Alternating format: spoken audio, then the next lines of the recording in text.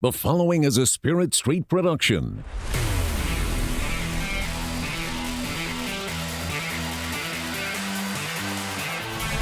You've discovered your link to the Powercat Podcast, presented by Fridge Wholesale Liquor.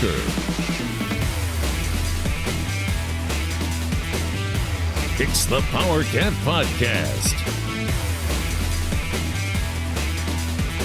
And now, let's go to the Spirit Street Studios. Here's your host, Go Powercat publisher, Tim Fitzgerald. Welcome to the Powercat Podcast for the last week before the off week. That's how I'm viewing it.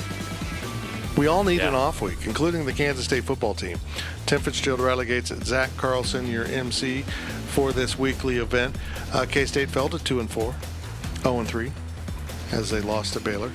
Come limping home to play an Oklahoma State team that is not limping as badly, but is also limping as they come into this game. Scott Fritchen with the scoop that both teams are unranked for the first time in a meeting since 2007. What? One team has always been ranked. What? That's pretty amazing. Crazy. Of course, Oklahoma State lost at home on Saturday to Iowa State, so the natives are restless in the land of red dirt. And the natives are restless here in K-State Nation, too. It's frustrating times in Manhattan. We've got tons of questions from Wabash Station as we go through those for your weekly podcast. And we are brought to you by Fridge Wholesale Liquor. And I got stunning news for everyone. I don't want to admit this. I don't want to say this, but it's their ad. It's a holiday beer time at the Fridge. The holiday beers are arriving. Ooh, like Halloween holiday? I think it's scary that they're already coming in, but I'm not going to go through all the holiday. We're talking Christmas. Christmas beers. I'm not going to go through all of them. I'm simply because they tweeted out a bunch of them, and you should follow Shop Fridge on Twitter if you're on a Twitter person. But I'm tangled in my cords, guys. I'm going to die. I have had the Shiner Holiday Cheer, and I'm a Shiner fan. I think Shiner's really good beer. They do a number of beers exceedingly well. Well, there's a lesson there for a local brewery. Target in on really good stuff and just do that. What a nutty idea. Shiner Holiday Cheer. I like it, but I'm not a big beer guy. If you'd like to sample it, drop by the house. I still have some in the fridge from last year. Me. Okay. Give it to me. And I've got another holiday beer that I bought there, and I'm totally spacing off what it was. Oh, I think it's a Fat Tire version. I believe, of their holiday beer. Anyhow, get into the fridge. It's holiday time. If you're into pumpkin spice crap, I'm sure they have that too. They've got tons of Oktoberfest in right now. Well, of course. I was in there last week. I picked up the Sam Adams Oktoberfest. 2 weeks before that, I had the Boulevard Oktoberfest. I'm kind of getting into that right now. Beautiful. You're becoming one of those. Grow a beard. Craft beer aficionado. Wear a fedora. Yeah. I love craft beer. You couldn't grow a beard, could you? I can't grow a great beard. I will admit it. I can grow a good chin beard. There we go. Grizzly Adams did have a beard. There we go. Just grow the little chin beard. I can do a chin beard, but I can't do a full chin beard. And then a fedora, and that'll be the new Riley Gates. There's this one awkward spot. It's almost like someone zapped me right here with a anti-hair laser. I have that. I can't see you pointing to your face. I have that all over my head. The anti-hair laser was used on my head. Oh, I'm so sorry. Our first segment's brought to you by Tanner's. Riley, you've been doing the Sunday football thing. I was in there at Tanner's last night. For Monday Night Football? Yeah, I was going to Porter's for the Monday special, but Porter's doesn't have the seating capacity that Tanner's has. So, 10 people go, and it's full. So we went to Tanner's, and it was awesome because there was plenty of room for me to actually sit down and enjoy a nice meal. I do like Porter's, though. This Porter's is good. Billy Porter and I are good friends. It's a good man. He goes way back. But Tanner's is our sponsor. And the folks at Tanner's are amazing. I had the fajita last night. They had fajitas at Tanner's? Or not fajita, the Philly. I'm sorry. Oh, the Philly is good. Whew. See, there was a Philly place in Aggieville, and it was trash. And it wasn't trash. It was not good. It was good. It just wasn't the best. If you go have Philly. the Philly, it was fine at Tanner's. I don't know. It is. It is a very good Philly.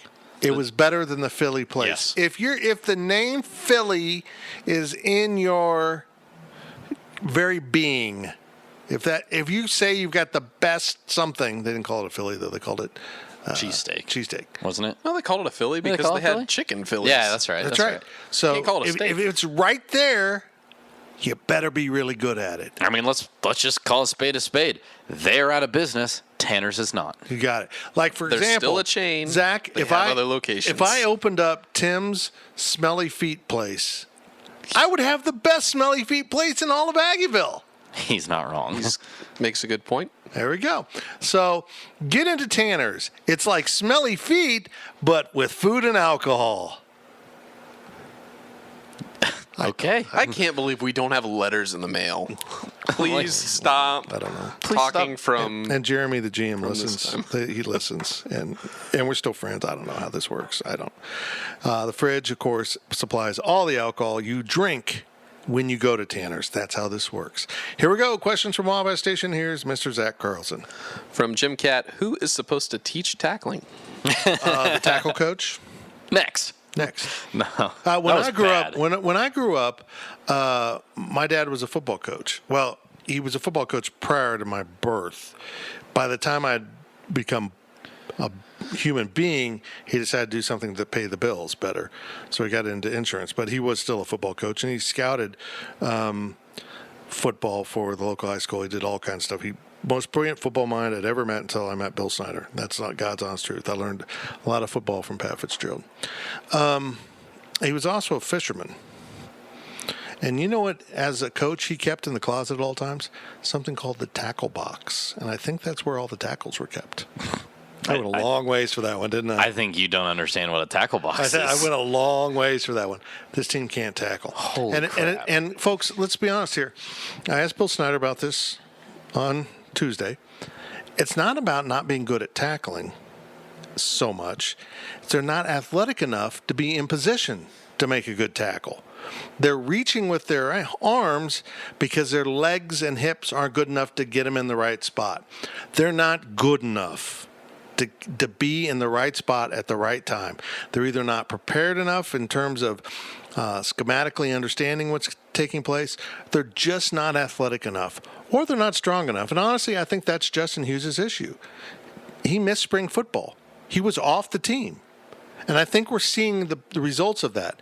He missed a lot of conditioning. He would be bigger, stronger, faster, and maybe in such nano proportions you can't really visibly see it, but he might be in position to make more tackles. Stuff like that adds up. I also think it's noteworthy. Justin Hughes said he's like, we got a lot of guys going for the big play, the big hit. And let's be real. Let's be frank here.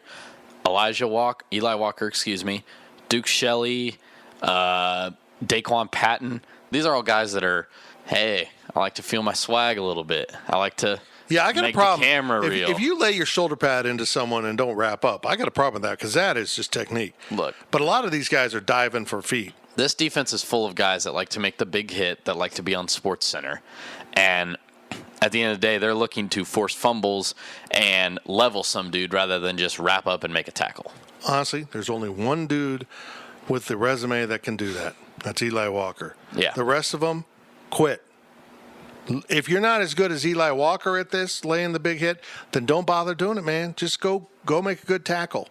Because I'm telling you, if you're Duke Shelley, making the big hits nice for SportsCenter, doing the fundamentally sound, perfect tackle in the open field will get you a job at the next level. That sells better than the headline of making SportsCenter.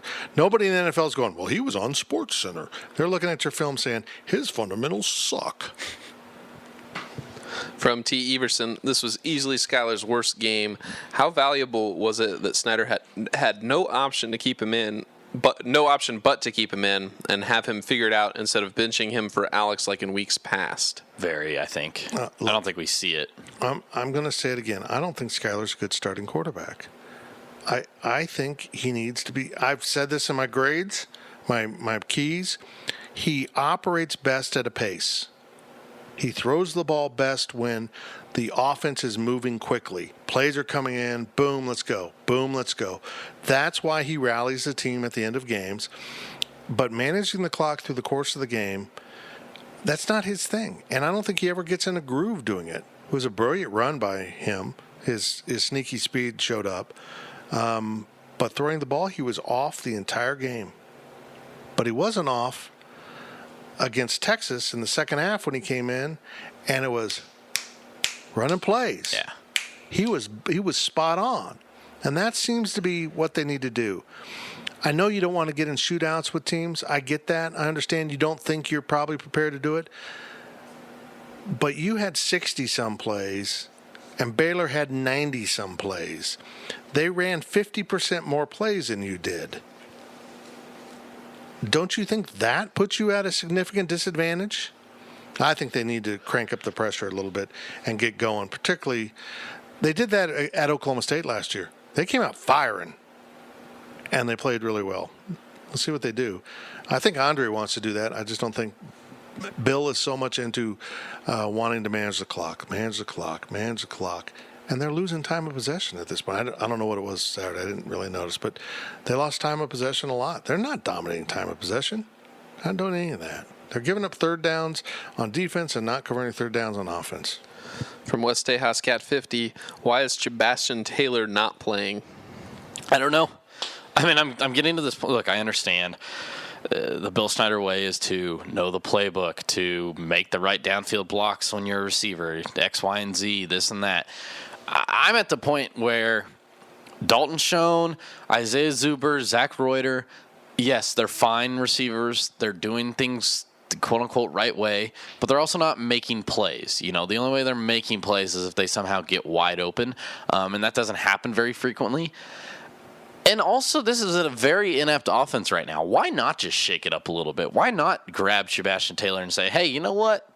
We're just going to drop a few plays for you. We're just going to see what happens at this point. Because I think him being punished for not knowing the playbook front and back completely, him being punished for missing a block here and there, I don't think it's the right way to approach it. I think you're leaving a valuable athlete on the sideline. This isn't a guy we hyped up a lot like Carlos Strickland, and you know he never came to be. He has the talent, he has the size, he has the speed. We've seen it. It just doesn't make sense to me why he's not even ever on the field. I mean, he's not even getting peppered in. Wyking Gill's getting peppered in more than Sebastian Taylor is. Yes, a little bit, but yeah, it's weird. At this point, it's weird. They don't have enough playmaking receiver. They've gone to Isaiah Harris a little more, but come on, man, just try. See what happens. Try. What's the worst that can happen? You throw an interception in double coverage? Oh, wait. I get, now that I've seen linebacker play, I get why they haven't shuffled the deck a lot of linebacker. I get why Eric Gallen isn't on the field. When I saw him, I'm like, oh, I get That's it now. Why. But receiver, we've seen the kid play. He's got something there. I'm just amazed that kids can get so far behind in the perception of where they're at. It doesn't always match up to the reality, and they just never play. Hey, if you're 4-2 and 2-1 in the Big 12, okay, you don't have to change anything. But you're not, man. Try someone else. Give them a shot. Try someone else at returner. Could it be worse? Exactly.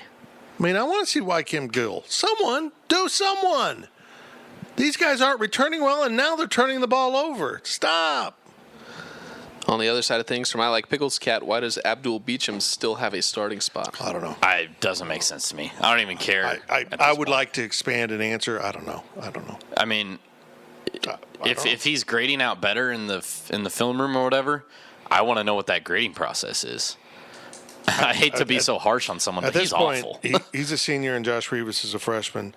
I can get maybe you're grading him out better, but we've got to admit that at this point, the upside of Josh Rivas is much higher. Just go with it. I mean, look, you had to go to a new center last year.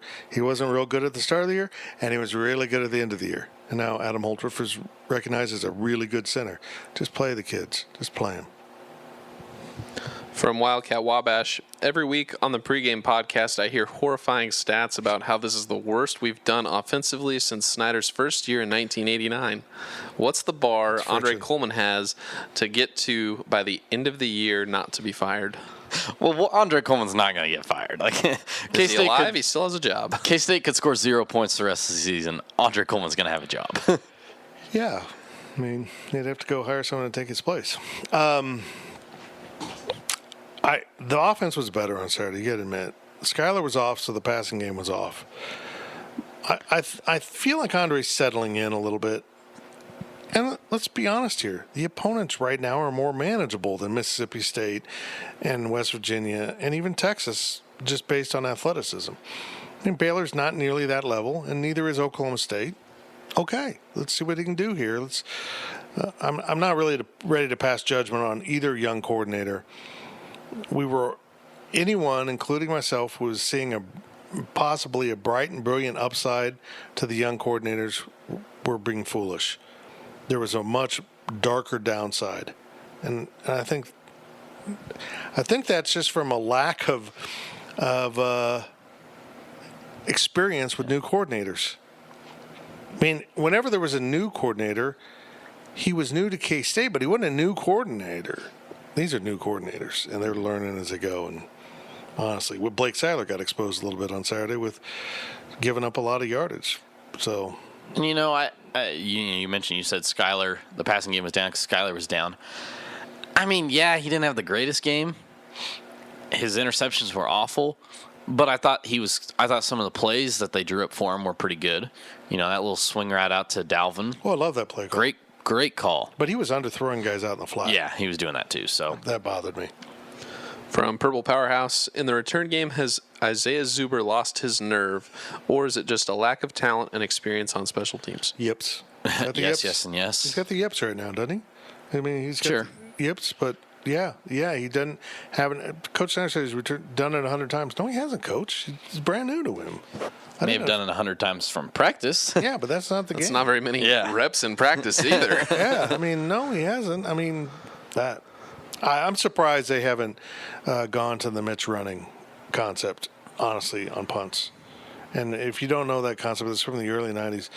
Mitch Running was the worst named player on the team. He was essentially Zach Reuter, back catching punts. And his job was, he wasn't Mitch Running, he was Mitch fair catching. Once in a while he'd run if it was obvious, but almost always he'd fair catch the ball, not make a mistake. I'm surprised they haven't gone to that. I mean, why not put Zach Reuter back there? Yeah, Look, right. they got. I told you this earlier at the press conference today, and I'll stand by it now. If you're catching the ball anywhere in the end zone, you should not be taking it out. You should be taking a knee, taking a fair catch, because you get the ball at 25. This group, yes. Until you can prove it to me that you're able to return it, and you know how you prove it to me? You don't catch one in the end zone. You catch it out, and you're forced to return it. But this is not a team that has any right to be taking it out of the end zone, let alone maybe, even close to being out of the end zone. If I'm a coach, the only way I'm letting you return it right now is if you have to. Right. And until you show me something, because 25 yards is just too much position to give up when it's free. Doesn't even get to the 25 a lot. Yeah, I mean, you're starting drives at the 13. If you're Tyler Lockett and you catch it 1 or 2 yards deep and it's the fourth quarter and you need to come back, I want to test the magic right there. I mean, maybe. But also if you have an offense that can back it up in case you don't. I mean, I don't care if you put Tyler Lockett, Morgan Burns, anybody back there right now. The blocking isn't good enough to give him a hole. And I asked Coach about that.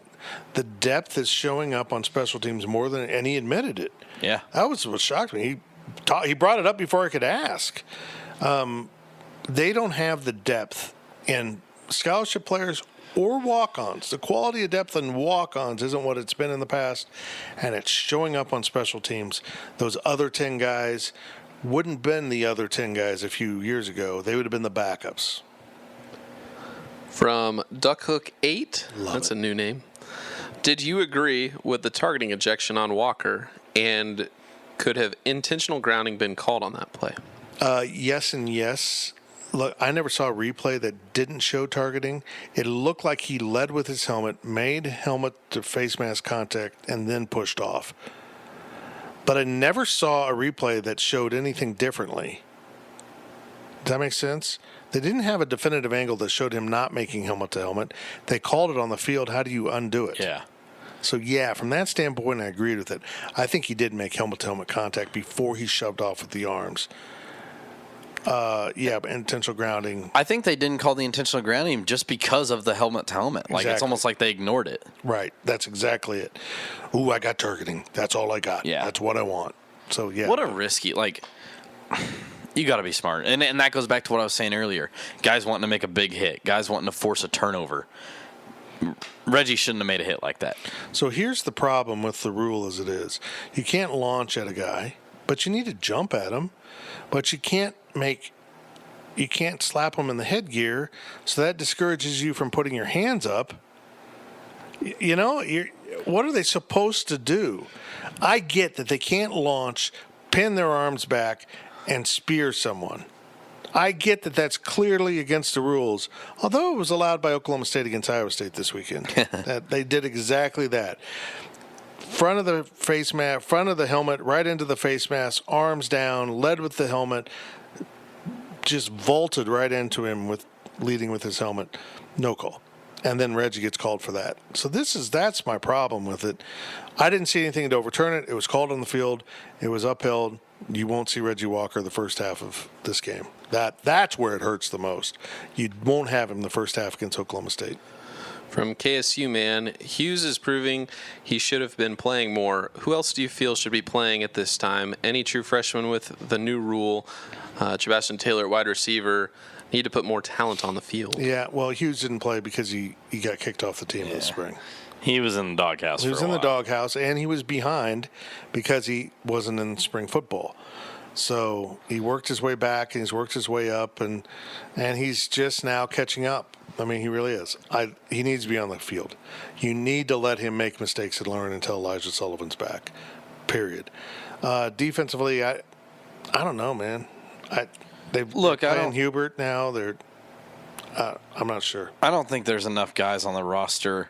He said freshmen that you can look at and say, hey, we should throw him out there for the 4-game thing. Like, yeah, you can just roll the dice a little bit with some receivers or whatever, but, let's be real. If there's a freshman defensive end, I don't know. I'm just guessing off the top of my head right now.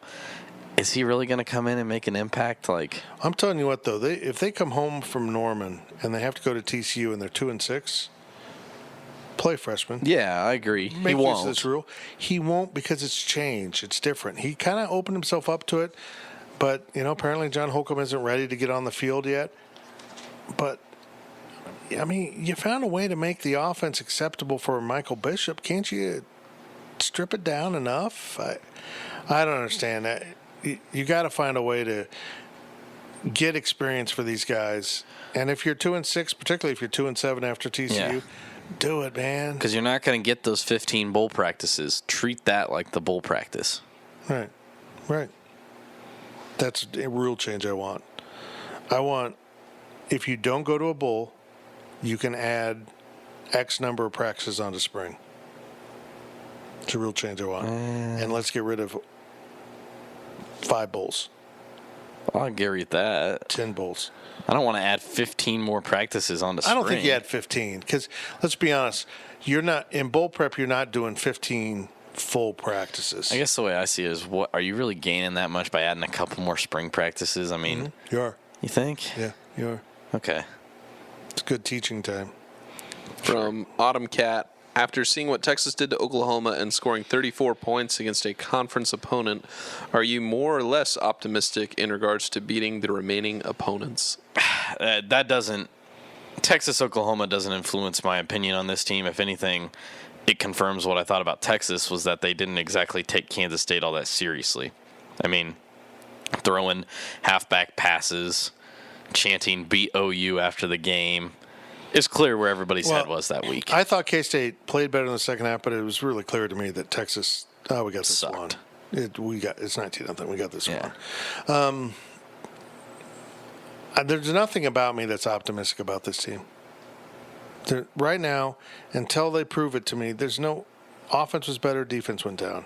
Special teams lost. Honestly, folks, I truly believe that if you change 2 plays, 1 a week, K-State might be 4-2 and 2-1 in the conference. And those are special team plays. They just jump out at you. They don't give up that punt return, and Texas doesn't score on that drive. The whole game changes. No, maybe Texas gets more locked in and focused and scores more points. I don't know. But I really believe the fumble at the second half lost the game for K-State. It was going to take a miracle. Once Baylor scored, changed momentum, changed the scoreboard, they almost pulled it off, but in the end, I was confident they were going to lose. You can't do that in special teams, and I know that because I've seen K-State do it to others. From Freud's 101, this is an odd situation. This team could have beat the now number 9 team in the country, but they just lost to a subpar Baylor team. What happens from here? Does this team scratch and claw its way to 3 or 4 more wins, or do they lay down and die? Tune in Saturday. What'd you say, sir? Tune in Saturday. Oh, yeah. If they're going to scratch and claw, defending your home field against an unranked Oklahoma State team that's struggling is a must. It's a must win for me. Not mathematically. I've been saying this on other shows. Not mathematically. I mean, you can still get bowl eligible mathematically and be 2-5 after this game, but realistically, emotionally, it's a must win. You have to beat Oklahoma State if you want to save any form of dignity out of this season. Yeah, I mean, there's no way they beat Oklahoma and TCU unless they just have the perfect storm. TCU's a little more tangible to me because they seem to have some issues right now, and I'm eager to see Thursday night's game. Yeah, I'll also back up what Gary Patterson said today. He said we played Ohio State and everybody thought we were great. Then we lose one game and suddenly we're awful. So those are two. But you said it emotionally. You lose to Oklahoma State, and then you've got at OU and at TCU. Talk about demoralizing. Mm-hmm. I mean. Yep, you lose Oklahoma State. That just kicks you in the gut. Yep, you get what probably will be run ruled at Oklahoma. Even though you can score some points, I think Kyler Murray's going to score a lot of points against you. And then now you're 2-.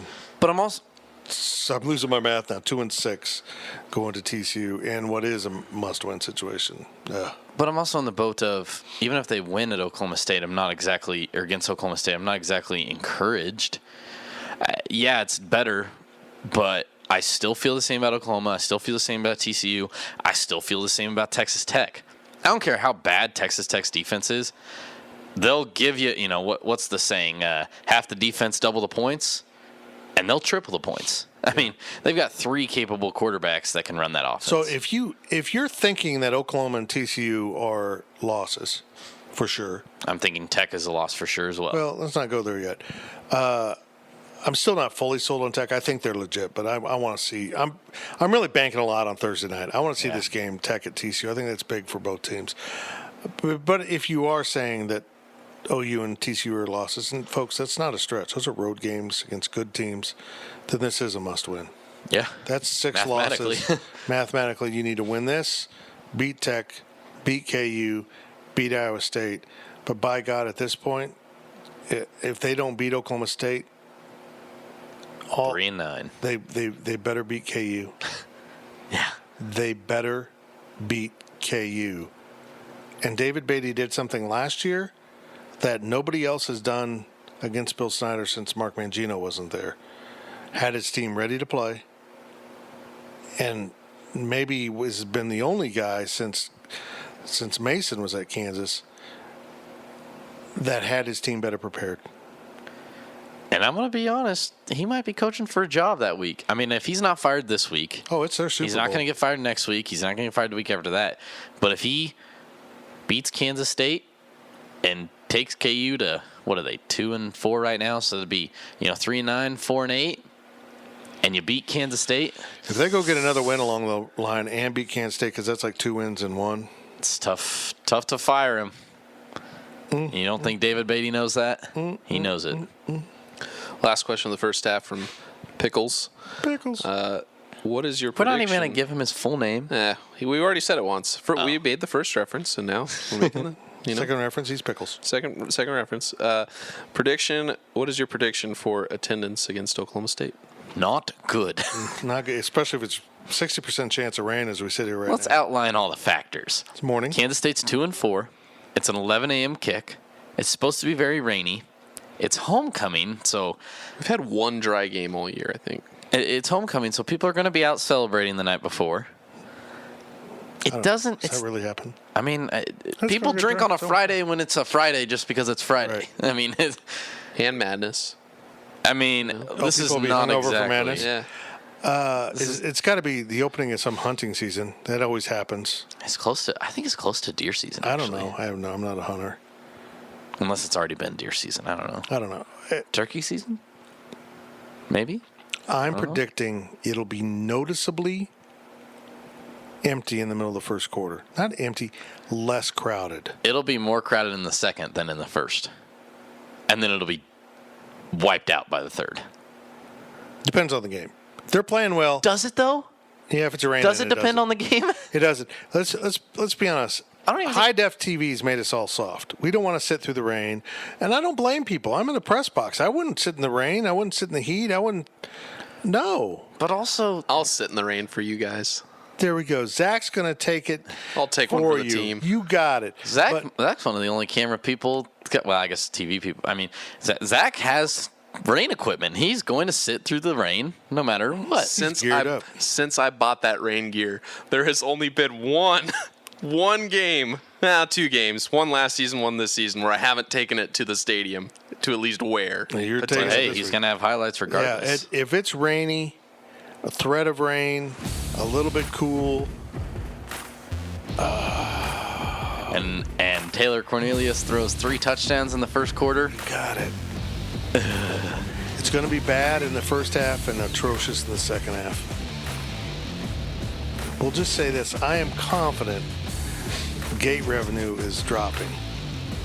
I'm confident known attendance, now that they've scanned, they know exactly what it is that those numbers have dropped. And they will be bad on Saturday. Bad on Saturday. Signs of trouble. The family is not happy and the waters are not calm in Manhattan. And that's exactly what we're going to get to in the second half. There we go. You are listening to the Powercat Podcast, and it is sponsored by Fridge Wholesale Liquor, and the first half is brought to you by Tanner's, and we will return. The Powercat Podcast continues shortly.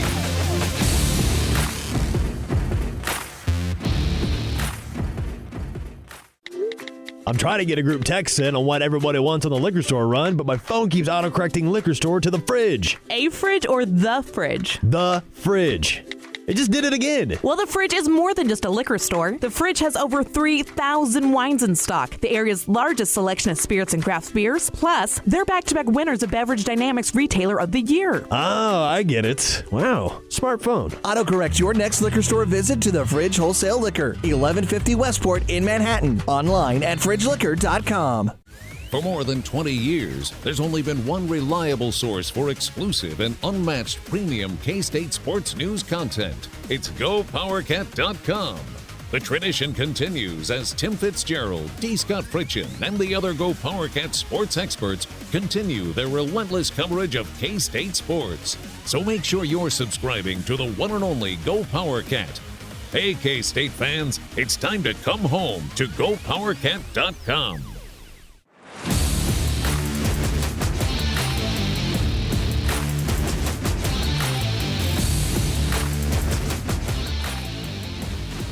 We now return to the Powercat Podcast.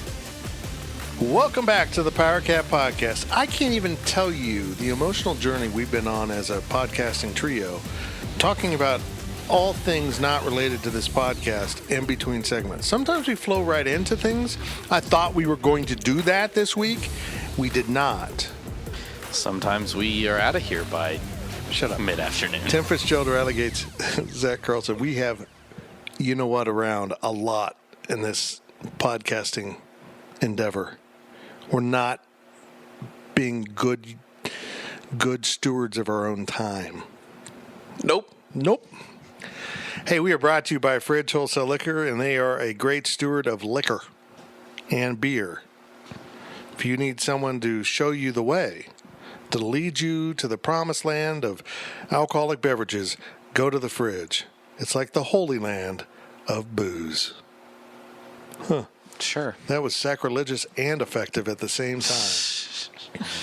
And this segment is brought to you by Wahoo Fire and Ice Grill. When you're in Aggieville and you need a place to go eat, you should probably just stop into Wahoo and eat a lot of food, particularly on Thursday nights for fajita night. We haven't promoted fajita night enough lately. I haven't been there. I know. Need to get back there. It seems like we've been busy on Thursday nights. I feel like our cadence of our schedule has changed a little bit since we switched over 24/7. I agree. I actually do agree. It's not like we're doing kind of the same amount of work. We're doing some different stuff. Well, you guys, the Friday night stuff is different, but I just feel like our rhythm of work is different. We're in a different mode. I agree. And we can't describe it, but is it because we're no longer in Aggieville and now we're in downtown? Could be. So we've grown up. We've grown up. We're acting more adult. I got to tell you, some days I miss the Aggieville office, but not many. People in Aggieville are stunned how much you miss it. No, not really at all. I don't have to step over vomit or fight for parking. I kind of miss it just because it felt. I mean, you think of Manhattan, you think of Aggieville. Not that I don't like being here, but it's like, oh man, we are part of the thing. You know, As someone who eats a lot of fast food, I miss it. Well, that is the biggest thing. I mean, you still go right and eat now. a lot Look, of fast food. let's be No, honest. but like it's like options. Like I don't go to Aggieville anymore to eat. Like I haven't eaten miss going to Fuzzies Fuzzies for with probably you. a year. Zach and I dominated. We probably single-handedly kept Fuzzies open there for a few years. I mean, it's still. Are we open. really talking about Fuzzies when Wahoo's the sponsor of this segment? Are we really Sorry. doing that right now? But I Hey, agree. I like Pepper Jacks. We used to duck out and eat a lot when we were in Aggieville. And now when you duck out, there are some fine choices down here. Like the other day, we walked down to the chef, Fritch and I. It was sweet delicious. invite. You were awake for breakfast? No. He went for lunch. It was lunch. Okay. It was lunch. I was awake for breakfast, but that was the day. It was a Thursday. I did my Powercat Game Day segment. And then I met Dave Lewis from KMAN down there. Marcus met us. It was very nice. They had a little date. Does this surprise you that everyone knows Fritch there? No, it doesn't, because I was eating breakfast there one day, and I was telling someone, one of the guys I work with, he comes here almost daily for breakfast. And then who walks in? D. Scott Frigid. Hey, man, what's going on? Yep, it's beautiful. It's a beautiful thing. I love the chef. But if you're in Aggieville, go to Wahoo. They don't serve breakfast. They open up for lunch. Hey, Breakfast on Sunday Sundays. brunch. Sunday brunch. Folks, you come to the game on Saturday, and if you're staying the night, That's actually not a shameless plug. if you're staying the night, and you should, because look, you got an 11 a.m. game. If you're like in my age bracket or younger, but a K-Stater, and you love Aggieville, get a hotel room. You got Uber. Go do the thing, man. You got a morning game. Look, old people like me, you can go nap post-game. Go out, have fun, go eat a little brunch on Sunday at Wahoo. You will not regret any of those decisions. Not a shameless plug, probably the best brunch you can get. Here we go. I'm told the second half of this week's Powercat podcast gets a little spicy. Speaking of the fajita night at Wahoo, as we plunge into maybe our first ever Bill Snyder segment of William the podcast. Conqueror. Conqueror? Conqua. Here we go. From Yo Mama. What direction is the wind blowing with the money folks? Are they in full dumpster fire mode yet? I'm going to be real honest here. John Curry developed some different money folks. So I'm fairly well plugged into the previous money folks, but not, folks like the ISIS.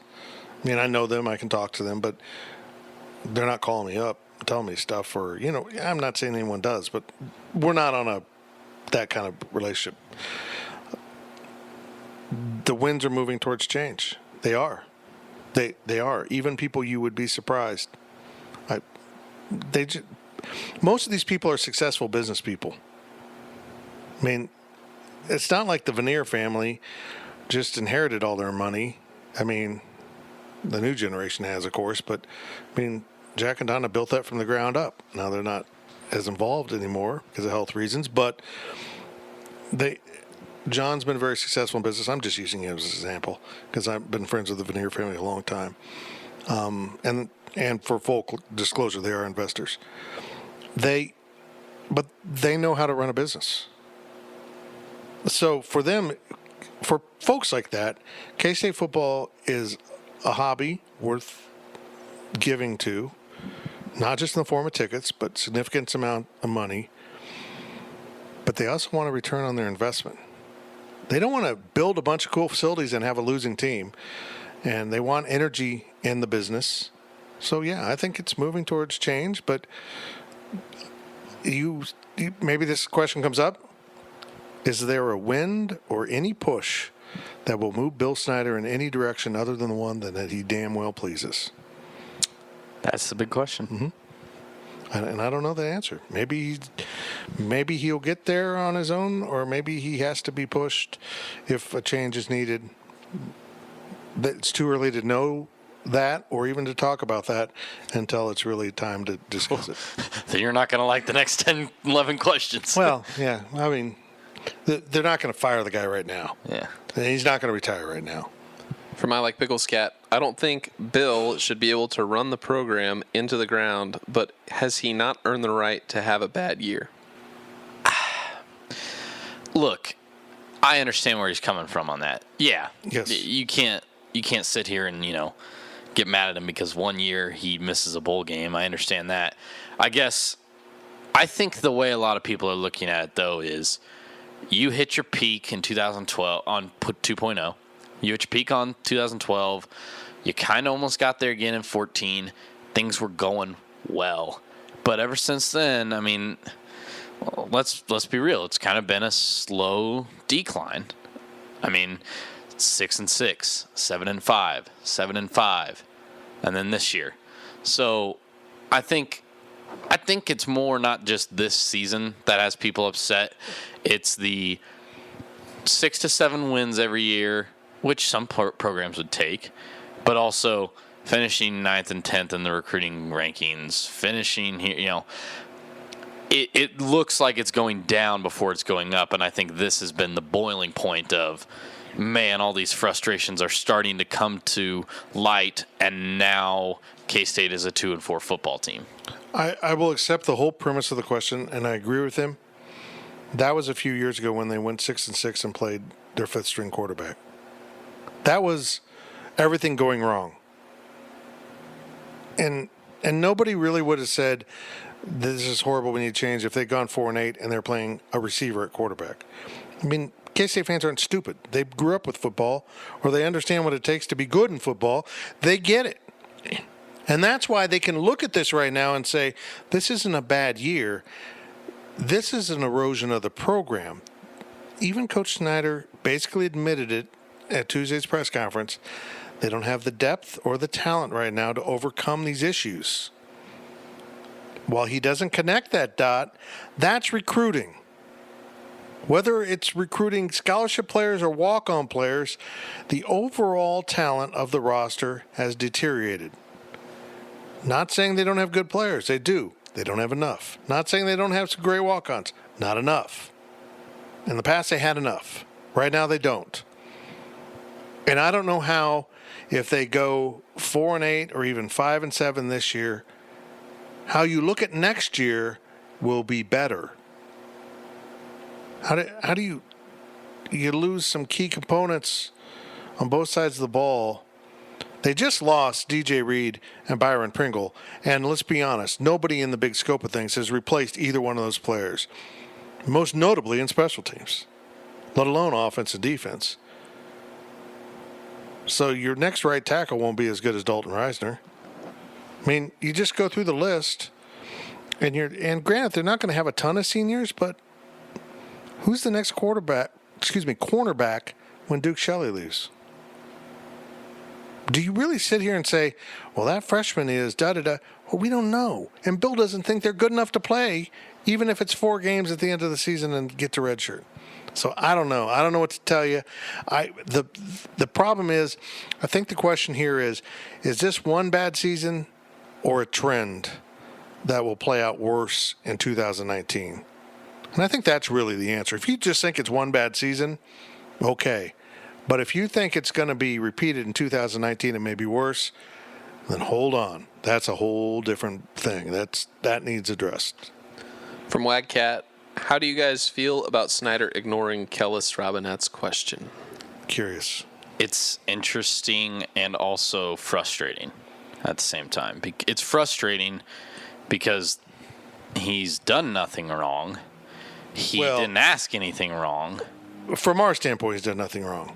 From in the world in which Bill Snyder has created for himself, you don't talk to, quote, sources that give you inside information. And I could accept that being the reason if it was Kellis drops that story on a Wednesday, or I guess he dropped it on Tuesday, whatever day he dropped it. And then the next football game, he refuses to talk to him. And then the next Tuesday, he refused. But we went through 2 meetings with Coach Snyder before this. So I'm not that's probably why.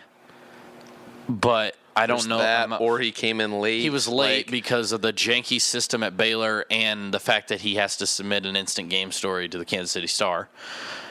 Again, I'm relying on you because I wasn't there. I don't think he should be next questioning unless it's a really unfair, unprofessional question, like the guy that came in and out of context that one year asked about the Pat Roberts thing. Yeah, that coach lost his school on that. Mm-hmm. In some ways, he should have, and in some ways. And I understand, look. And in some ways, the context is different. It was some dude from L.A. that was sent in as a hitman. This is a beat writer. You need to have a relationship with him. Yeah. But also, I know there are a lot of people out there that'll say, Coach doesn't have to answer the media. The media doesn't control him, X, Y, Z, blah, blah, blah. I get it. But there was something about his mood in that game. He wasn't I understand he doesn't have to tell us anything, and we should be lucky that we get to talk to him. He's not telling us anything. But also, when I ask him how he swallows going 0-3, starting 0-3 in the Big 12, and he says, drink more water, that's what my doctor tells me. Look, that's an answer you can get away with when you're winning some games and you get to be funny.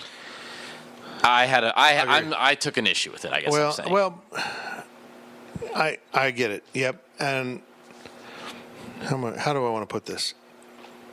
For years, he was able to control the information in his program.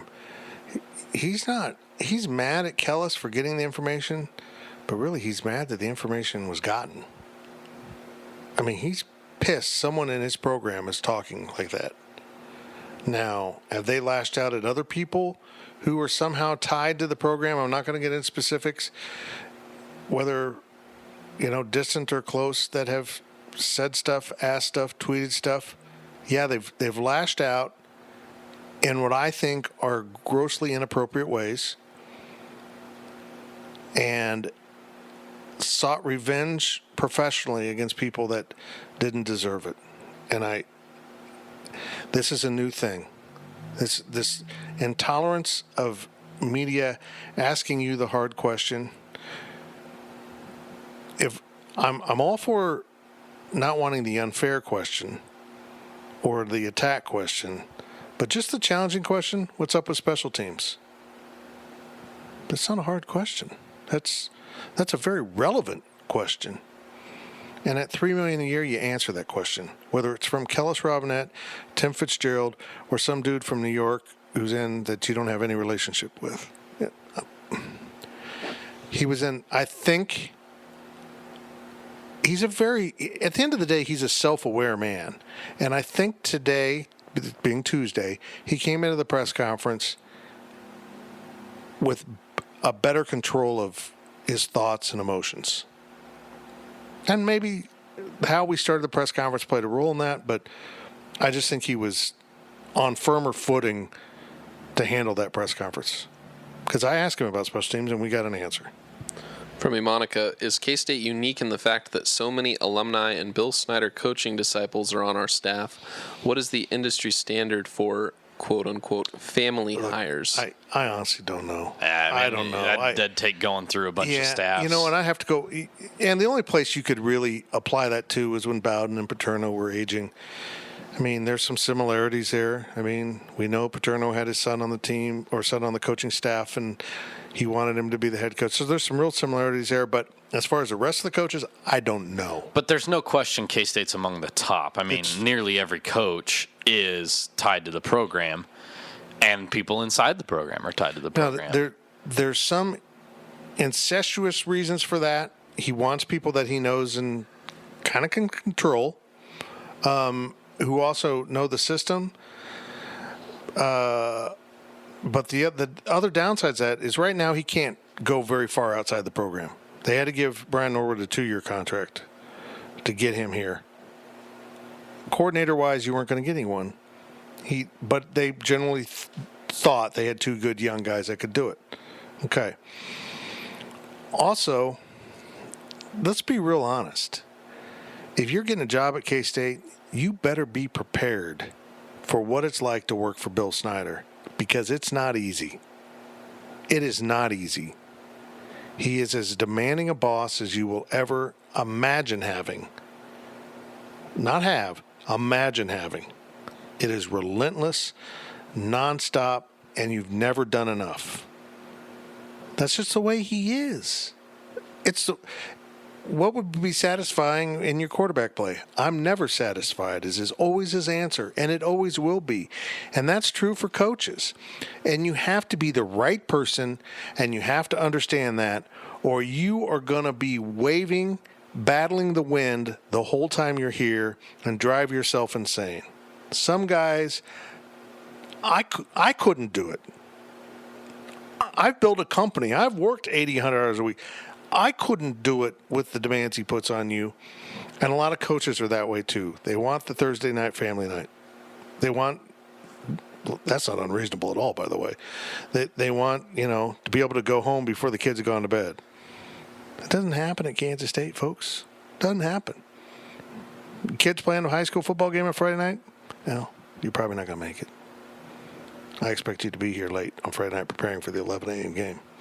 So just stuff like that. You got to understand what you're getting into, and his people get it. If you're Zach Hansen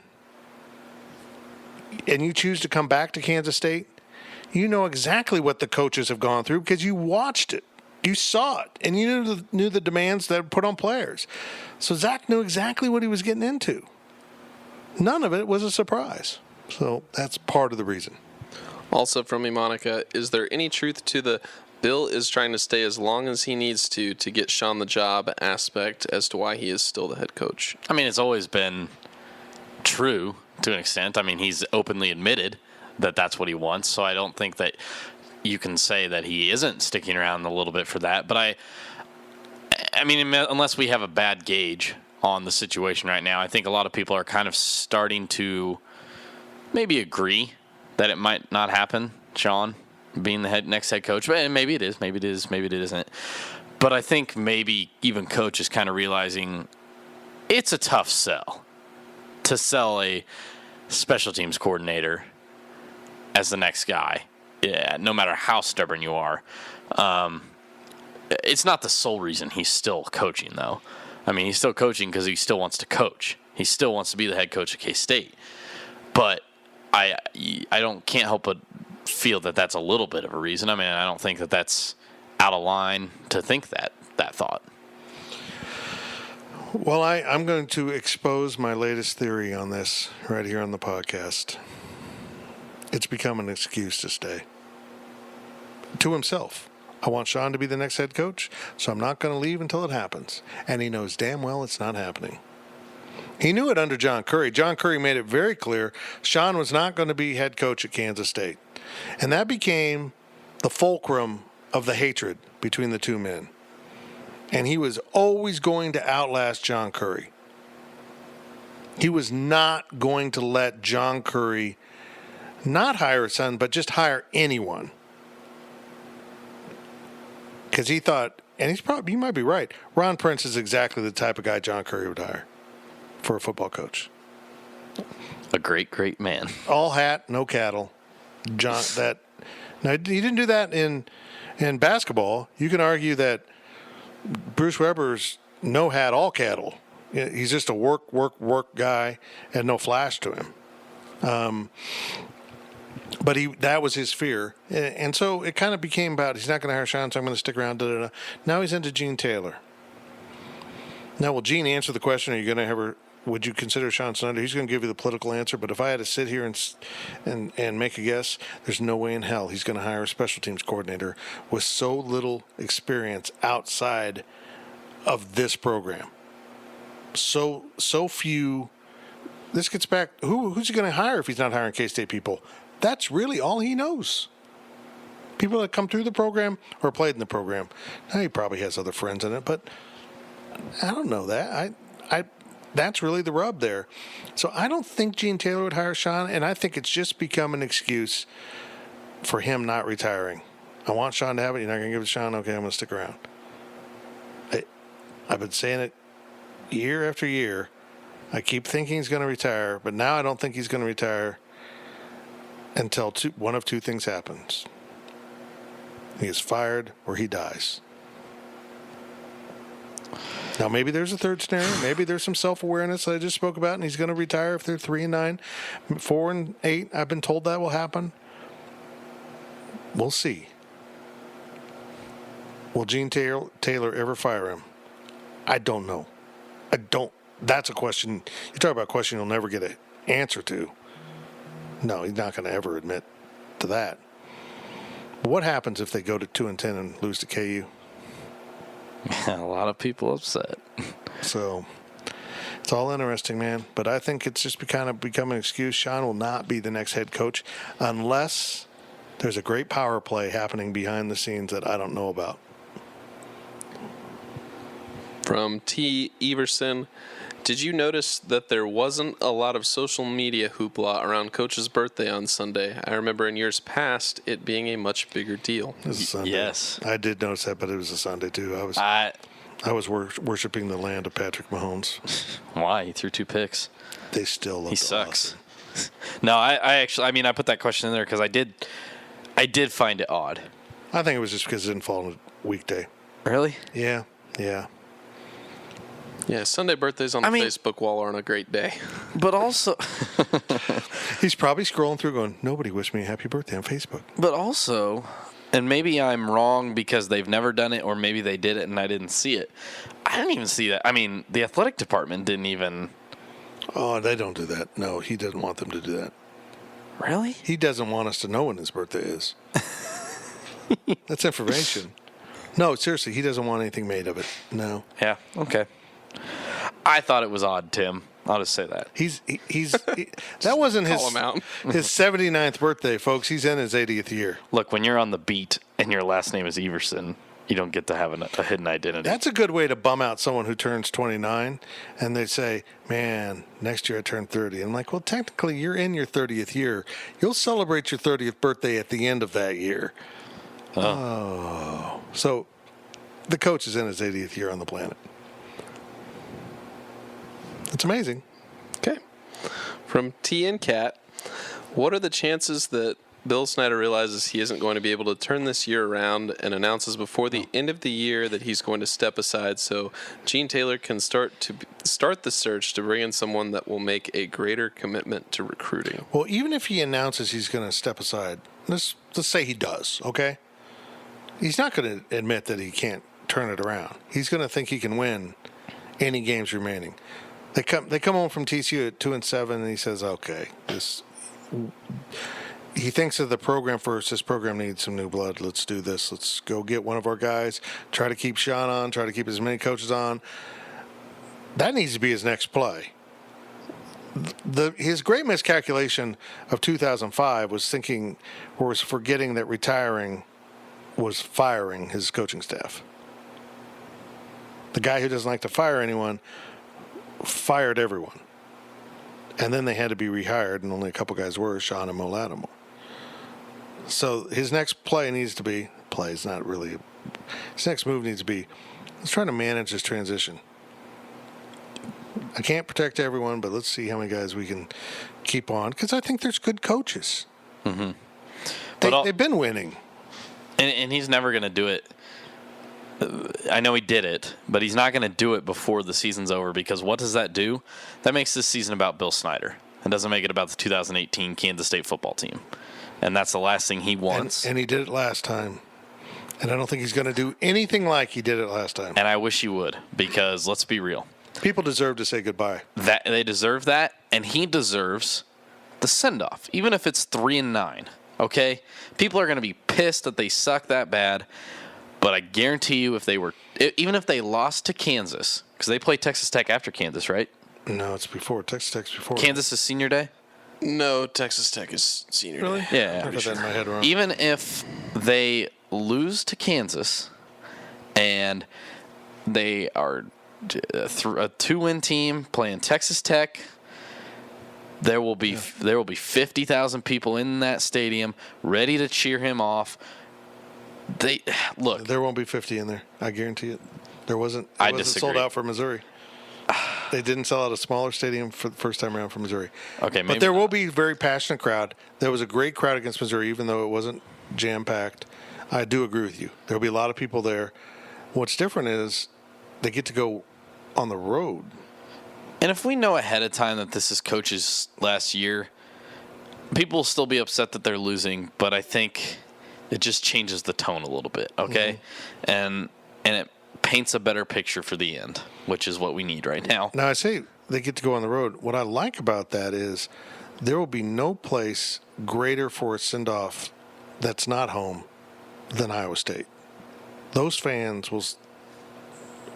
would be really good to him. Yeah. They get it. You know, it's not like you're closing at West Virginia or Texas or maybe Oklahoma, real honestly. Yeah. Oklahoma fans have the utmost respect for Bill Snyder, not just because 2003, because of Bob Stoops. Yeah. So, but yeah, I don't know. That's all just wild speculation. From Purple Powerhouse, I can see that this isn't working anymore. Coaching staff, dissension, awful recruiting, speculation that players are beginning to quit on some of the coaches, and now we're back to needing to be rebuilt. I don't think Bill has any rebuilding left in him. Isn't it reasonable that if we go winless the rest of the way, major changes needed at the top? There's always been coaching dissension. What's different is you're hearing about it. There's always been player dissension. What's different is you're hearing a lot about it. Now, there's a lot more now. We're not going to get into it. We're hearing a lot of talk about a lot of players that plan to leave. Look, Yeah. I've heard these stories before. John Curry created one hell of a fairy tale about everyone leaving and Frank Martin stuck around and ended up being total bogus crap. One guy was leaving. But this is real. I think there's something tangible going on here. There is an issue bigger than normal in the program. And part of it, and the fact that you're hearing about it is a symptom of that. Things aren't the way they used to be. Things are getting out. There is some trouble in there. And certainly at 2-10 winless out, I don't know how you keep on this path. When having the context of the earlier Pickles question, next year there's not like a wave of talent coming that's going to change the world. Well, and what didn't we have in 2005? We didn't have Twitter, so athletes could get on their notes app and write a goodbye to Kansas State. There were plenty of players leaving the program then. There's been players leaving the program every year. But in this day and age of social media, when everybody knows who you are, and you hear from ex-players. Yeah, your voice gets heard a lot more. From Cliff Clavin 754, how damning of KSU's recruiting is it that a Matt Campbell Iowa State squad with all their injuries has so much more quality depth than K-State has, and Campbell has only been there for 3 recruiting classes? I mean, I think that just speaks to the approach, the style of recruiting. Matt Campbell's a young, energetic guy who knows the importance of tweeting things, of texting and calling kids on a daily basis or whatever the rules are. I don't know what the rules are off the top of my head. He knows the importance of sending his coaches on the staff in the season, or on the road in the season, excuse me. He gets that. He understands it because he's younger. He knows what this is about. And Bill Snyder, he just doesn't do it. We know that. We're well aware of that. So I think that those younger, energetic guys, a guy like Tom Herman is set up to succeed at Texas because it's Texas. But also, what does he have? He has a different approach than Charlie Strong had, okay? He does better with his recruits than Charlie Strong did because he understands it better. So, I think we've been saying it for years. Well, it's the approach. Matt Campbell's the real deal. Exactly. It's 1991 in Ames. It's so true. It's year 3. They're improving, but they're not over the hump. Now, they're not starting from the low spot that Kansas State was, but I would argue the hill is higher now in the context of college football. You got higher to climb to get where you want to go. So they might have the same distance to go. They're just starting further up the hill. But it's 1991, and if he's Bill Snyder, he's still 2 years away from really having a breakthrough moment, even though they've done a bowl. Get the metaphor here. Really, things didn't break. If there had been this many bowls back then, they would have gone to a bowl when they were 6 and whatever. They would have been in. But now, for them, the breakthrough would be finishing second, third in the conference in year 5 of Matt Campbell. When you hear him, when you watch how he does things, he's very Snyder-esque. Yes. With all the things that you've criticized Snyder for not doing, which mostly is recruiting. So, but that tells you that the right guys are out there, and if Bill Snyder does retire, step aside or whatever, it doesn't have to be on the tree. Matt Campbell has no tie to Iowa State. Bill Snyder had no tie to Kansas State. The right guy might be in the family, or he might not be in the family, but the right guy can be out there, and if they take the right approach, and I think really the questions to ask yourself if you're Gene Taylor is he a good fit in the community? Tom Asbury wasn't. Ron Prince wasn't. Bob Huggins was. And certainly Bill Snyder has been. So, does he fit into the community? Does he fit into the culture? And is he going to grasp the large arching concepts that it takes to be successful at Kansas State? You're not going to come in here and land the 5-star kids. You're not going to do it in Ames. They've gotten 1 or 2, but one of them was from Ames.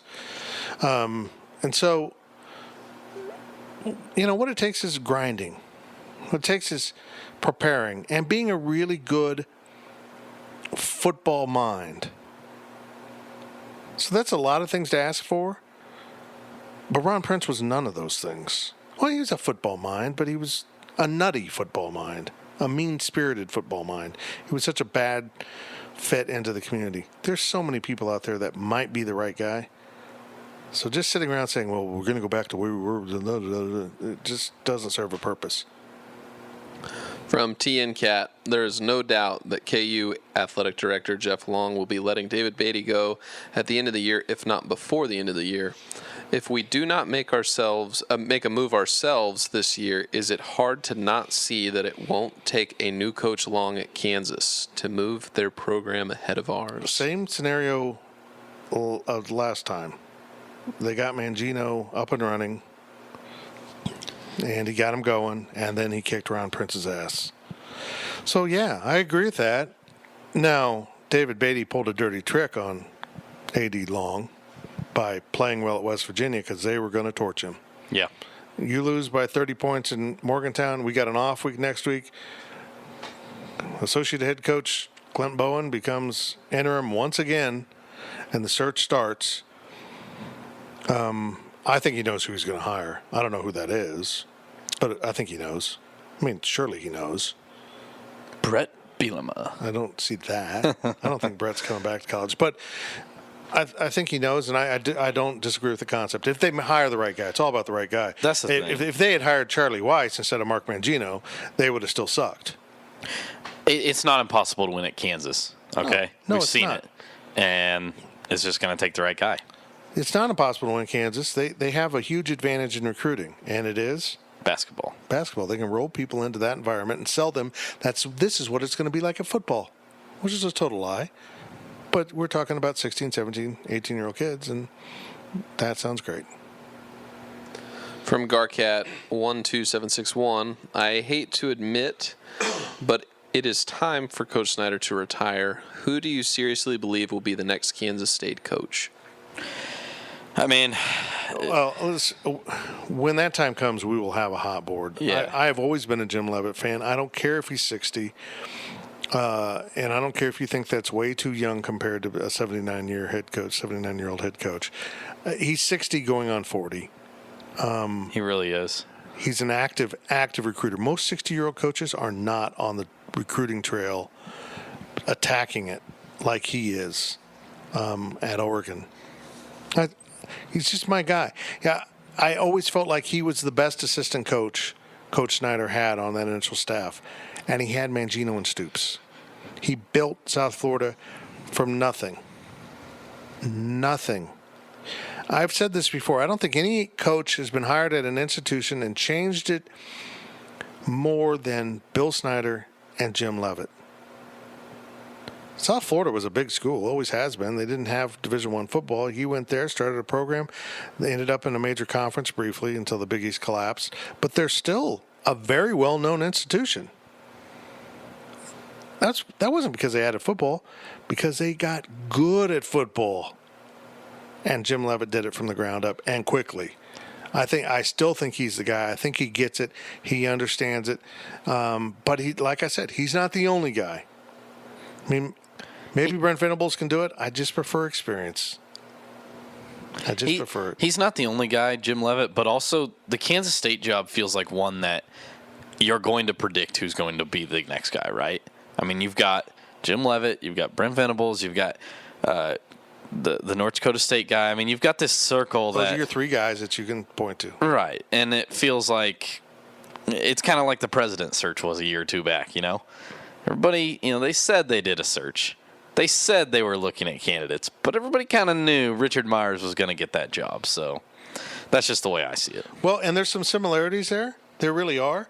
In the fact that you're looking at the next coach like you were that president, not to be the permanent long-term solution, just the guy that'll get you to the guy who can build this thing up and get you to the long-term guy. Yeah. And I think if you hire Jim Leavitt, you're understanding that it's a 5 to 10 year hire if things go well. It's a 3-year hire if they don't, but if they go well, maybe maximum 10 years. Jim Leavitt's not going to be here at 79. No, he's not going. I don't think he's going to be here at 71. Just my guess. But he is the guy that hires the guy that takes it over. And maybe that's Andre Coleman. Maybe that's Blake Seiler. Maybe that's someone we don't know. Maybe, I don't know. I just feel like President Myers, it's a transition thing. This is getting us to the next person. Now, I don't know if it's anyone on this current administration academically, but I feel like, and maybe if you can identify the next guy.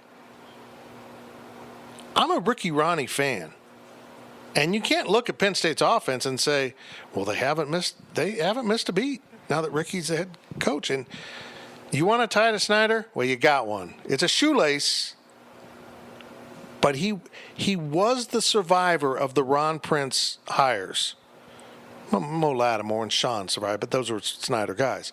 Ricky Ronnie survived because everyone knew he's one hell of a football coach, even when he was young. And he was on Snyder's first staff. Then James Franklin got the job at Vanderbilt, and off he went. And here we are. He's the offensive coordinator at Penn State. If you want to take an absolute gamble on a coordinator that's young and up and coming, and Brent Venables, who's not young anymore, he's 50-ish, but doesn't want the job, I could roll with Ricky Ronnie because I got a good feeling about him. But I still think they're gonna hire the guy to, you know what he's going to be brought in to do? Calm the waters, get things settled down, get things in system. This is how we recruit in the modern era. This is how we do things in the modern era. And now, 5-10 years down the road, I'm passing it off to this guy. And maybe that's Mike Eckler. Maybe it's someone that Jim Leavitt's going to bring in with him. But that's what I think this hire is going to be about. It's going to be just kind of setting the foundation for the future, and this coach probably won't be the long-term guy. Last question of the second half from Purple Powerhouse. Let's assume no coaching change is imminent, mainly because I'm not convinced that Gene Taylor has the cojones to force the issue. That's Spanish for testicles. But how does this staff get the team turned around? How do they get recruiting turned around? Is that even possible? Okay, here's the problem. I'm sorry I'm so dominating this. That's my thing today. I started at the press conference dominating, and here I am. It's your website. Here's the problem with that. When things go bad, what does Bill Snyder do? He turns internal even more. No, you're not going on the road. We got to win this game. Now, there's some real truth to that, but it only compounds the issues. Yeah. we got to beat Oklahoma State. You guys are staying in. We got to coach. Now, they'll be out next week with the off week, but they're not going to be out missing practices. I mean, they'll speed out of here on Friday and Saturday and see high school and junior college, or, high school in Texas on Saturday, however it works out. But, yeah, he's going to do what he's always done. The same damn thing repeatedly, over and over and over and over and over, and pretty soon they're going to get, and by God, they have in the past gotten better. Yeah. You're asking him to learn a new trick. And 79-year-olds do not learn new tricks. I don't do it as well as I used to.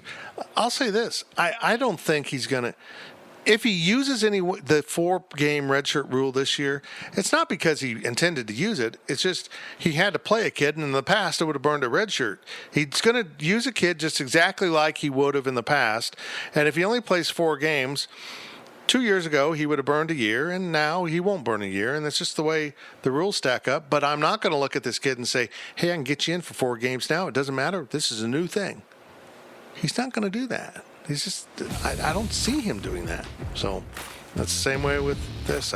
He's going to do what he's always done, get a little bit better every day, and they have gotten a little bit better. Maybe it's because Baylor was a little bit worse, or a lot of bit worse.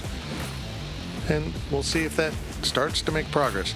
The problem is right when they start making progress in the past, you go to Norman and you go to Fort Worth. That's when they start ticking upwards in the past.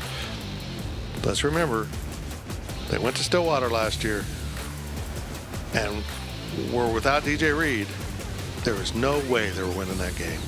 None. So, I don't know. But he did that by doing what he's always done, over and over and over. We'll be back after this break. This is the Powercat Podcast. The gang will return with more of the Powercat Podcast.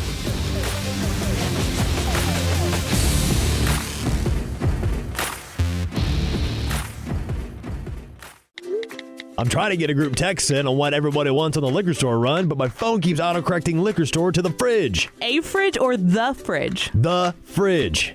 It just did it again. Well, the fridge is more than just a liquor store. The fridge has over 3,000 wines in stock, the area's largest selection of spirits and craft beers. Plus, they're back-to-back winners of Beverage Dynamics Retailer of the Year. Oh, I get it. Wow. Smartphone. Autocorrect your next liquor store visit to the Fridge Wholesale Liquor, 1150 Westport in Manhattan. Online at fridgeliquor.com. For more than 20 years, there's only been one reliable source for exclusive and unmatched premium K-State sports news content. It's GoPowercat.com. The tradition continues as Tim Fitzgerald, D. Scott Fritchen, and the other Go PowerCat sports experts continue their relentless coverage of K-State sports. So make sure you're subscribing to the one and only Go PowerCat. Hey, K-State fans, it's time to come home to GoPowerCat.com.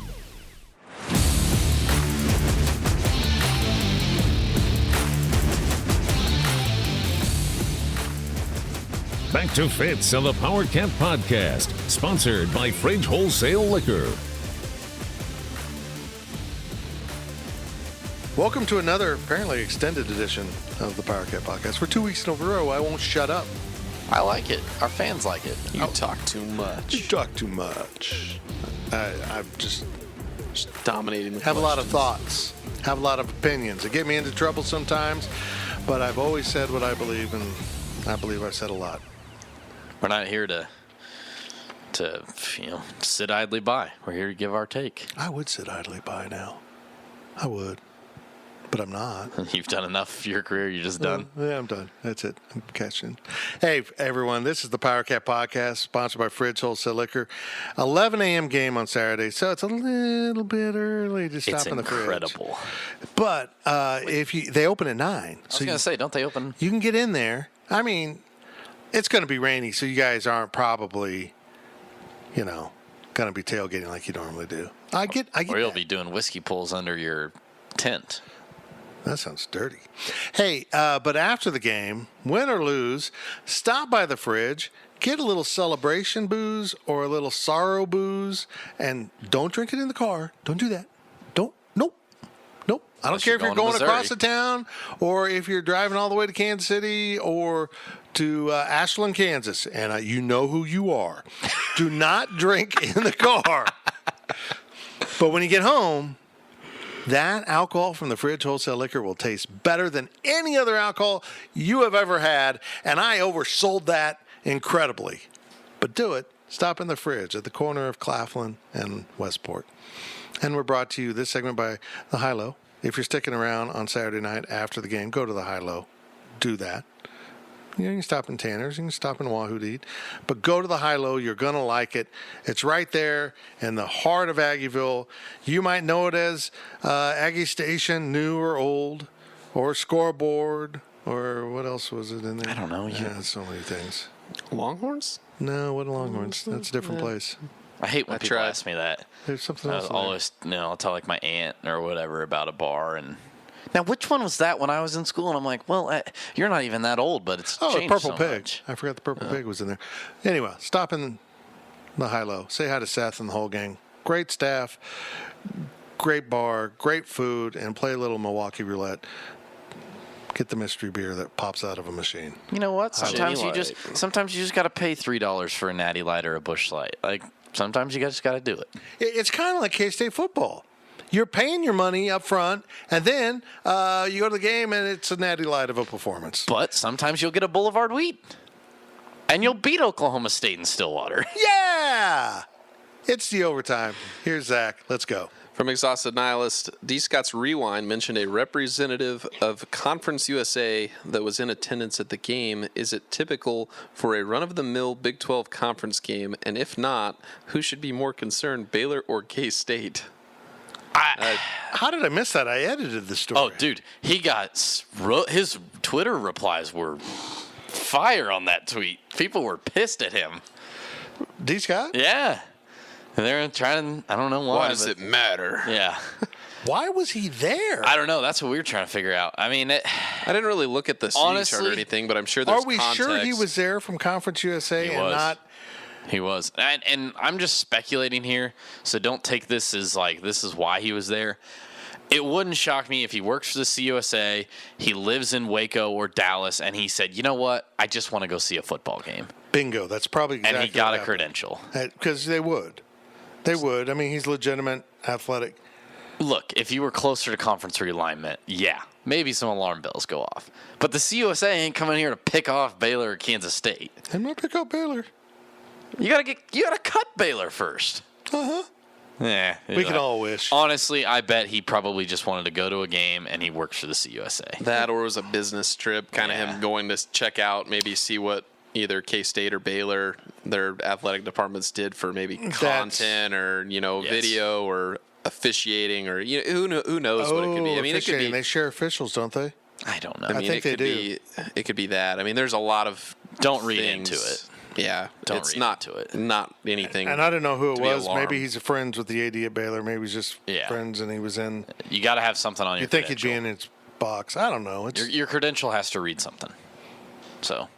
Mine says, Mr. Fantastic. Yours says nothing because you don't go to road games anymore. I would venture that there was. You're lazy kids cancer. I'd venture there was a legitimate business purpose if he was using Conference USA as his thing, but I wouldn't say it was. But it wasn't anything to be alarmed by. It's like it's not a. We joke about it, him being there for Conference realignment. It's not a real thing. If anyone wants to spread the rumor that Baylor's getting kicked down to Conference USA, I'm down with that rumor getting some legs. I'm good with that. We can confirm that he was there. So I'm just saying, if you had to take a Conference USA team to trade, who would you take? I don't know who's a Conference USA. Yeah, ever since the realignment in the American. So many weird teams. You name all 12? Because I would have said SMU, but. Wait, nope. were they used to be in the CUSA? SMU is in the American. Right, no, but were they in the CUSA before that? Who's to say? Oh, I don't know. You got UTSA, North Texas. I'd take UTEP so we could see old Dana again. I would take UTSA. Nah. You go to San Antonio. I'm not talking quality of teams. This is about the vacations I like to take. I would like to go to San Antonio. Quick, what conference is Tulane in? Are they in the American? They're in the American. All the good ones are somewhere else. Hey, we got to They're go in a there in better conference. 2022. Where's UNLV? All the good ones are in a better West. conference. Okay, here we go. Middle Tennessee, No. Florida International, No. Marshall. No. Is FAU in that? Yeah, they're next, but I'm still stuck on Marshall. I would love to go to Boca Raton. Charlotte, Western Kentucky, Old Dominion, I got which cousins I that think go to it's Old cool Dominion. that a freight line has a school. They're teaching truck drivers. That's pretty cool. UAB, not a band, UTSA, too.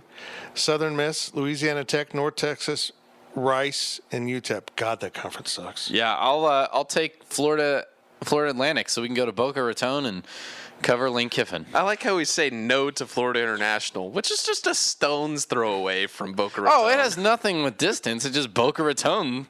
I've heard is very cool, and Then according again- to Lane Kiffin out in the public, Now- it has quite Then the again, bar Florida district. Atlantic has built a new stadium within the last 10 years. I'll give them that. Florida International hasn't. I'm just saying. My cousin is a cheerleader for Old Dominion, and they played Florida Atlantic last weekend. And I saw her Snapchats. Boca Raton looks fun. Yeah. Looks incredible. I don't. You know what? I didn't know you had a Division I cheerleader cousin. Yes, That's sir. awesome. He do. keeps a lot of secrets. Inspect that. So here's what's amazing is if we're going to get that rumor started that Baylor's getting kicked out of the Big 12 and they're going to end up in Conference USA, they have to slide below the American, which actually makes a lot of sense for them because of Houston, SMU, Tulsa, Memphis. I mean, What happens when Texas secedes from the Union, though? I mean, they can't be in the American anymore.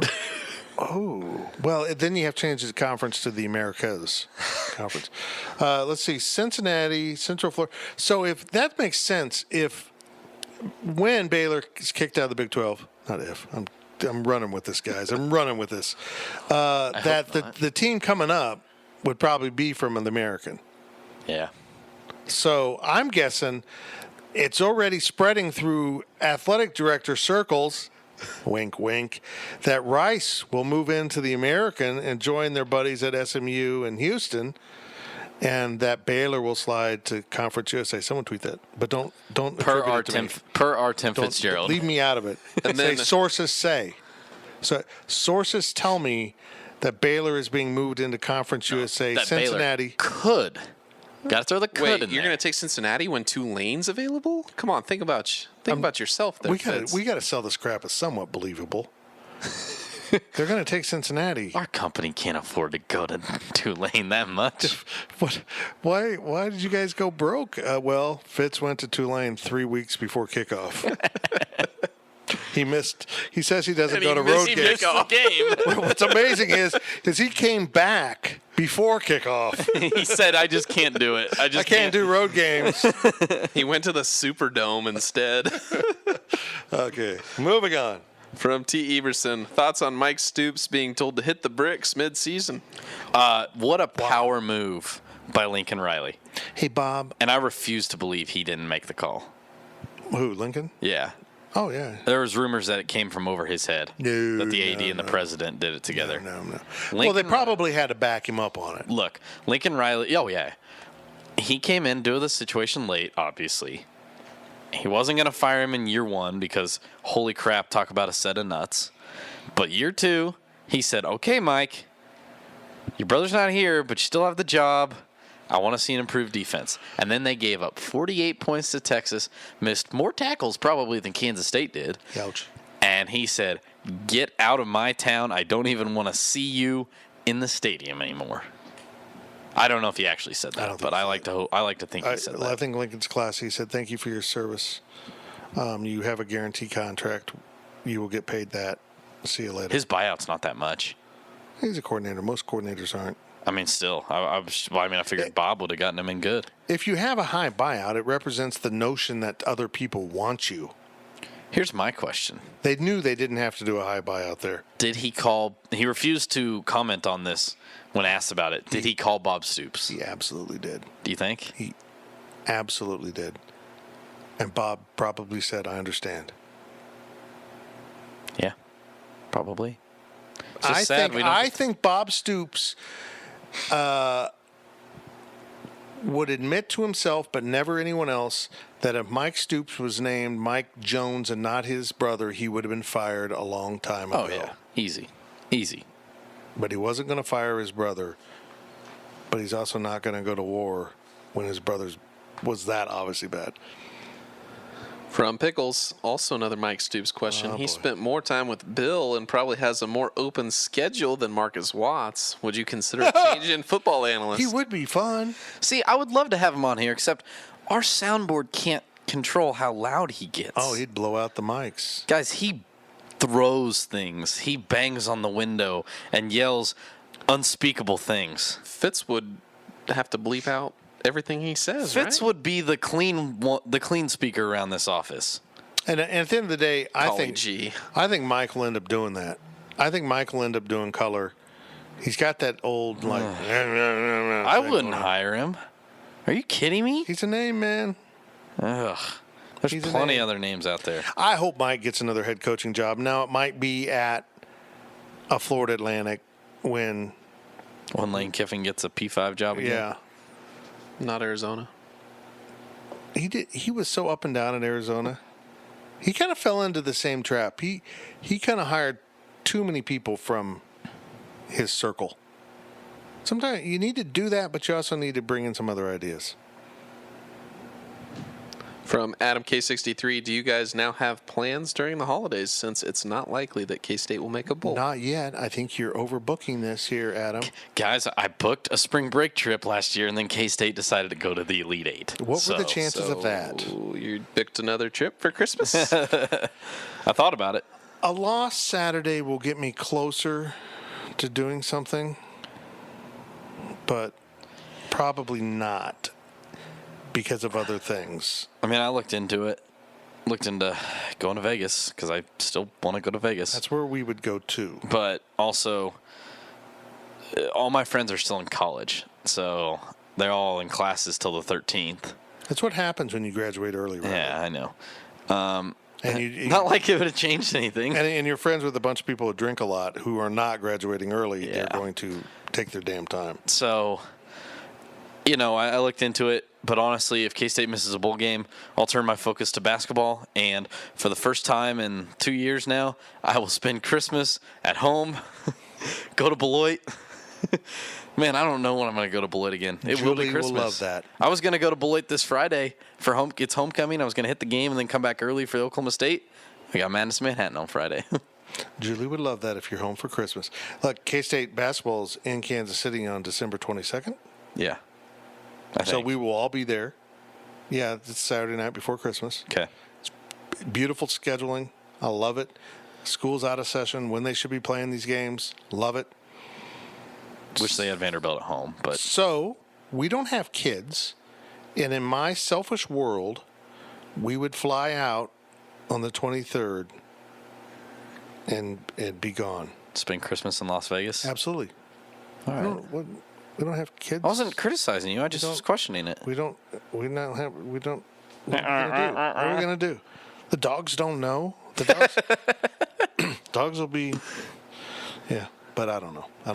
We'll see how everything else in my life sorts out between now and then. From Pickles, I don't believe Fitz can say, but do Riley or Zach have a Heisman favorite to date? I don't know if I'm a voter. What?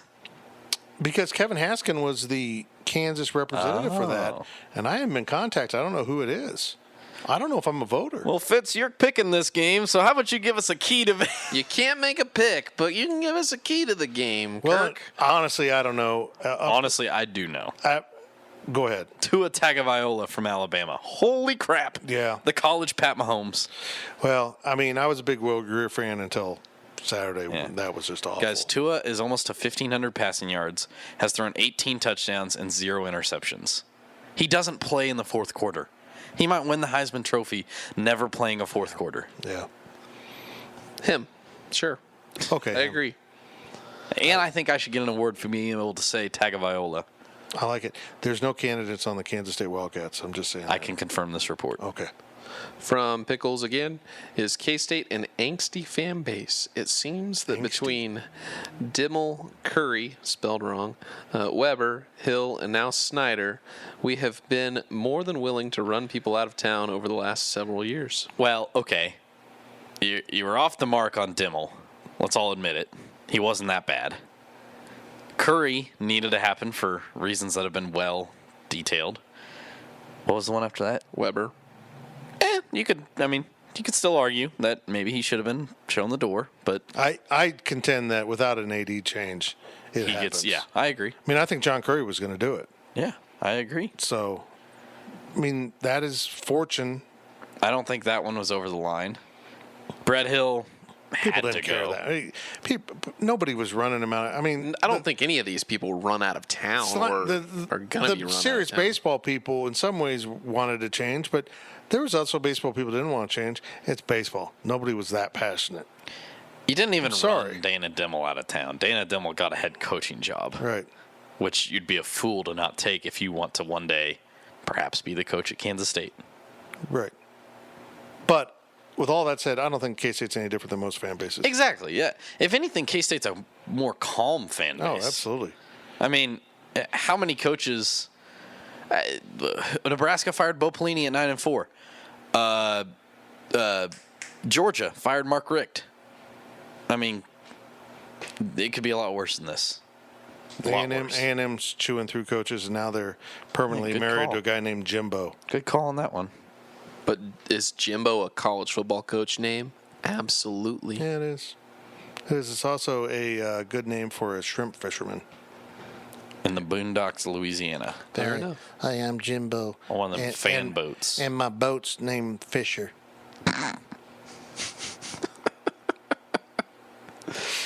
From Cornelio, I miss Hibachi Hut. How about you? I miss the old original hibachi hut before it changed hands and got watered down and slowly died. And I'm going to be blunt. I never went to Hibachi Hut. Actually, I never went to Hibachi Hut before it was Hibachi Hut downtown. I never went to the Hibachi Hut original, but I will say this. I went to Texas Star all the time. So do I miss Hibachi Hut? Yeah, because that means that Texas Star would be back. Look, that's what I want. They had a coaching change. The Cox brothers moved out of the kitchen to other things, and hibachi was never the same. And even when they moved downtown, putting the Cox brothers back in there to help didn't do it because it wasn't the location. It was this whole beautiful thing of location and crappiness in terms of atmosphere and the food. It was just you can't move a place like that. You can't over-renovate a place like that. It's got to be what it is, and it wasn't that anymore, and the food deteriorated, and you're screwed. I came to Manhattan in a weird time. I just want a fried chicken from Texas Star again. Yeah. They were giant. They were the size of the plate. I feel like delicious. I feel like a comfort food bar would do well. You know? Yeah. You got the food menu. We're going to do big old comfort food dishes here. There you go.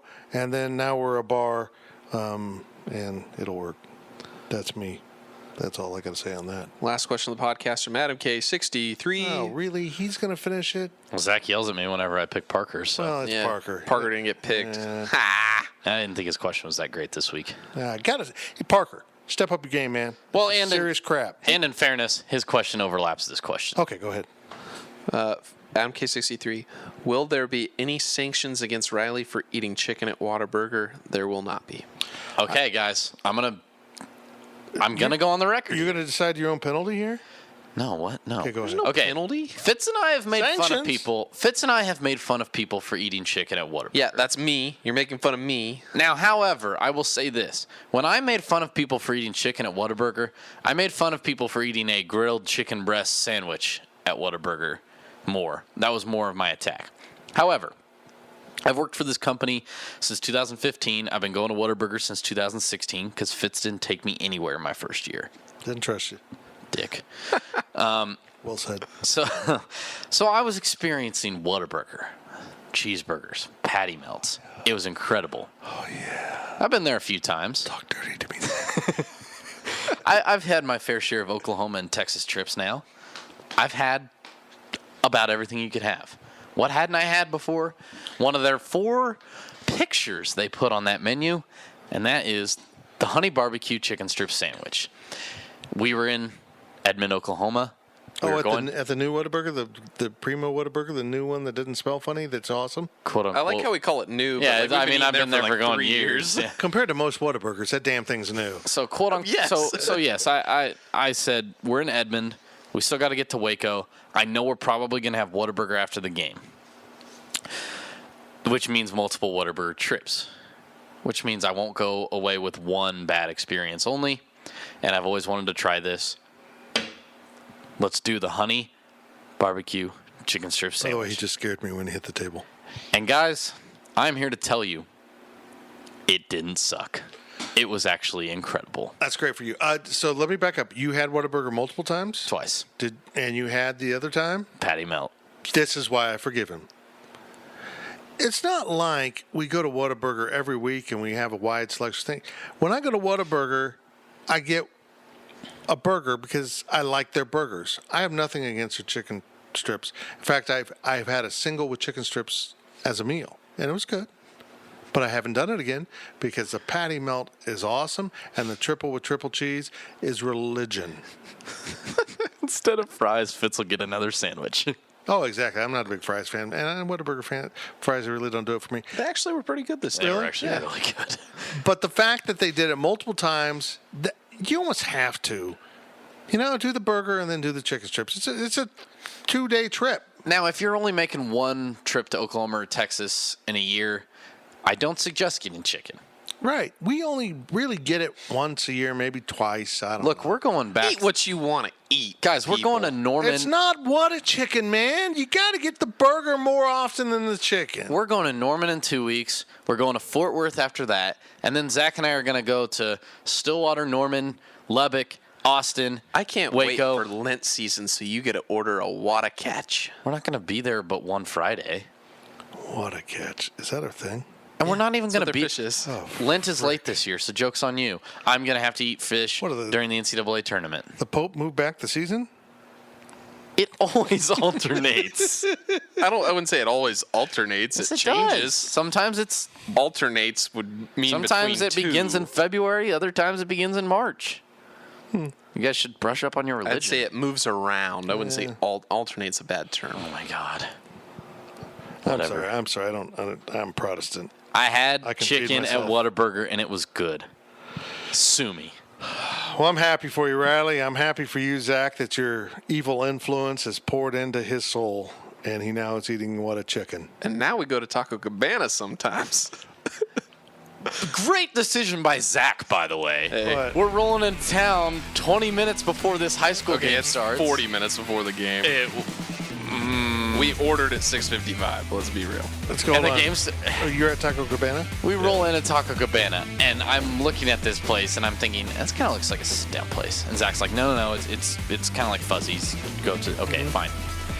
We didn't leave Taco Cabana until 7:22. That's not good. After snarfing down, I've never eaten a quesadilla faster. It seriously took us 25 minutes to get our food. Like, it was a Great call by Zach Carlson to go to Taco Cabana. Well, that's how we're going to finish the podcast, with making fun of Zach. And that's kind of good. That's kind of good. It's kind of like our weekly Go Powercat picks. I don't even know who's leading this week, but I'm sure they'll get trashed in the story. That's it for the Powercat Podcast. Fitz and Riley and Zach, and, of course, all of our friends at the Fridge, at Tanner's, at Wahoo, because that was a wahoo of a second segment right there, the second half, and, of course, the high-low. We will talk to you next week.